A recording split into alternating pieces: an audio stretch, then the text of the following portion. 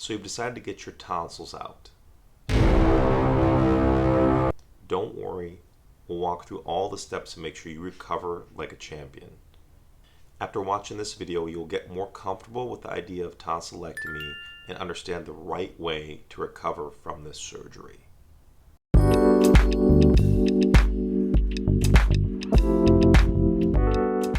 Now, the first and most important thing people want to know about is how to control the pain.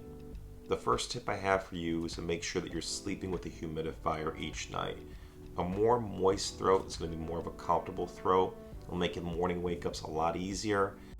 Keep a glass of cold water at the bedside and take frequent sips. Again, the goal is to keep the throat hydrated. The second thing is staying ahead of your pain. Make sure you're taking your pain medicine on a regular basis. And if cleared by your doctor prior to surgery, you can supplement with Advil. Again, I want to stress that you should clear this with your doctor prior to surgery.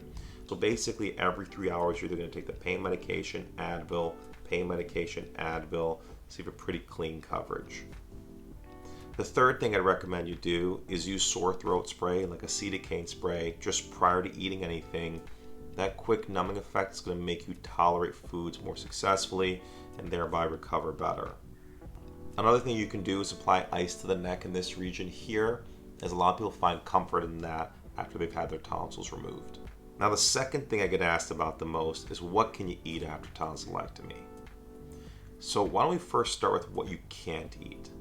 I would stay away, number one, from spicy and acidic foods. These foods will burn the back of your throat. Just like you wouldn't want to put a spicy or acidic food on an open wound because it's going to cause pain, you wouldn't want to do the same thing in the back of the throat. So keep a bland, basic diet. The second thing to avoid is dairy. Now, dairy is going to thicken your secretions. If you have more thicker secretions, you're more likely to cough on them, you're more likely to clear your throat, which both are very uncomfortable after you've had your tonsils removed. The third thing to avoid are crunch foods. Any food with a sharp edge you want to stay away from. So pretzels, crackers, and chips are the big ones you want to stay away from. They can pile in the back of the throat, make you have to swallow or clear your throat a lot, which can then be very uncomfortable. Now, the foods that you should stick with, or mainly the liquids you stick with, are more softer foods. The foods that I recommend my patients include jellos, oatmeal, soggy pasta, egg, protein smoothies, mashed potatoes, applesauce. Those are some foods, to name a few, that people can tolerate pretty successfully. Again, it's less about eating and more about staying hydrated in your week of recovery. Good recovery starts before surgery, and that's the days leading up to your surgery. So that means making sure that you're well hydrated, well nourished with good protein, getting good quality rest, you're not smoking, not drinking, and also staying away from medicines that can prolong your bleeding. These medicines include fish oil, multivitamins, ginseng, garlic, or ginkgo biloba, to name a few. Now, on the day prior to your surgery, you want to make sure that you haven't eaten anything or drank anything at least 8 hours prior to general anesthesia. So, a good rule of thumb, you better not be drinking or eating anything after midnight. The surgery is easy as pie.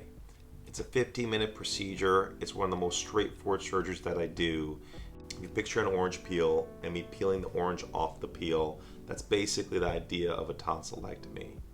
You generally show up 2 hours prior to your surgery, get the IV placed, get your preoperative medications in place, and meet your anesthesiologist.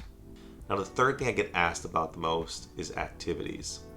This is going to be your Netflix and video games week. A lot of people hold high expectations that they're going to be going back to school, they're going to be working. I throw that all out the window. It's just as important to have a good surgery as it is to recover well. So you want to make sure that you're recovering well and resting well. I recommend you avoid all strenuous exercise for at least 2 weeks after surgery. Avoid harsh gargling or trying to scrape the white in the back of your throat off. I'd also avoid sick people. After surgery, your body's in more of a weakened state and you're more vulnerable to getting sick. And the last thing you want to be doing is coughing or clearing your throat after you've had your tonsils removed. Now, what are some expectations you should have after surgery? Now, a lot of people get ear pain after surgery. It's because we have a nerve that communicates from our tonsils to our ear. When we take this tonsil out, it causes a phantom pain in the ear. Don't be surprised if that starts to happen around 5 days after surgery or wake you up randomly during your course of recovery. That's just nerve pain and it will go away. Another thing people experience is bad breath. Again, another normal thing after tonsillectomy.